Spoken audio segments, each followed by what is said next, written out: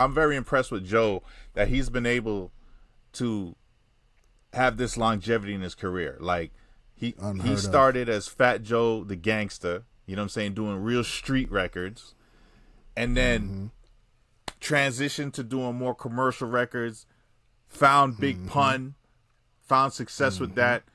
And like, look, you seen him hosting just recently the MTV Awards. I was watching his show.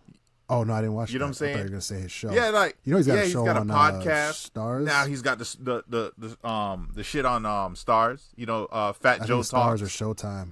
Yeah. I was watching that the other night. Like, you know, done quite well for himself. He is what I would say the definition of a hustler. You know what I'm saying?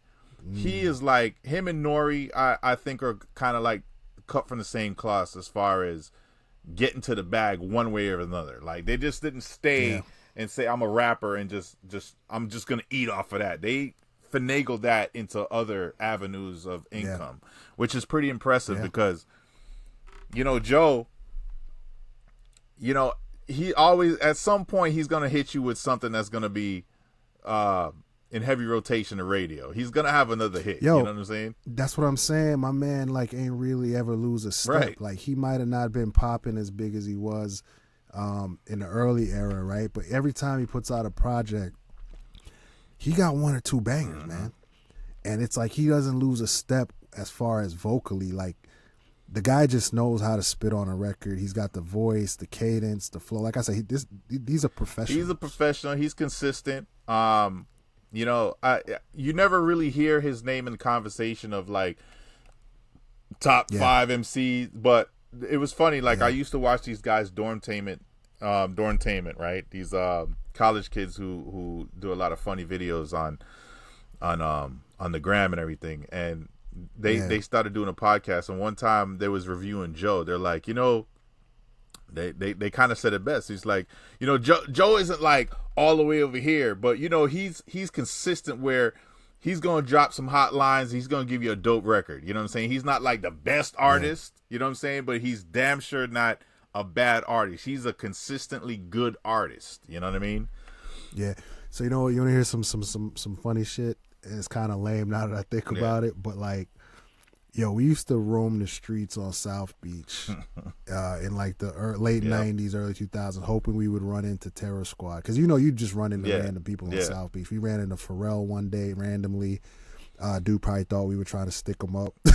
Because we walked by him and they were getting out the car, and like me and Keith, it was actually me and Keith, Fresh Nerd.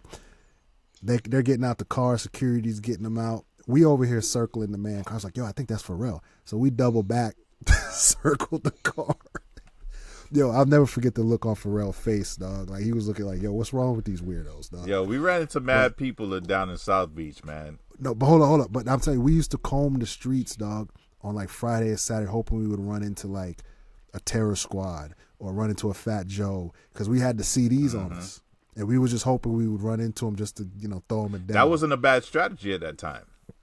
Nah, fam, this was back in the day. There was no social media. That was not a bad strategy, because South Beach there was no internet. Everybody outside of South Florida knew South Florida for South Beach.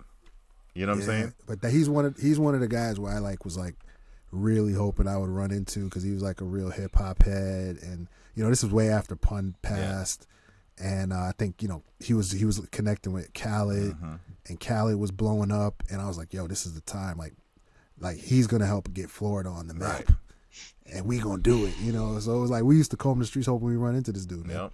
And here we are, 20-something years later, and he's putting out fucking records. And remember, we just reviewed him in another show, No Gratuity. He performed he opened up for the World Series. The World Series. You know what I'm saying? He's still winning, man. Applaud him. I applaud that man. Yeah. I especially applaud him for, this is gonna sound crazy, but I applaud him because he's the only person next to The Game that 50 Cent squashed his beef with. You know what I'm saying? Did 50 squash it with Game?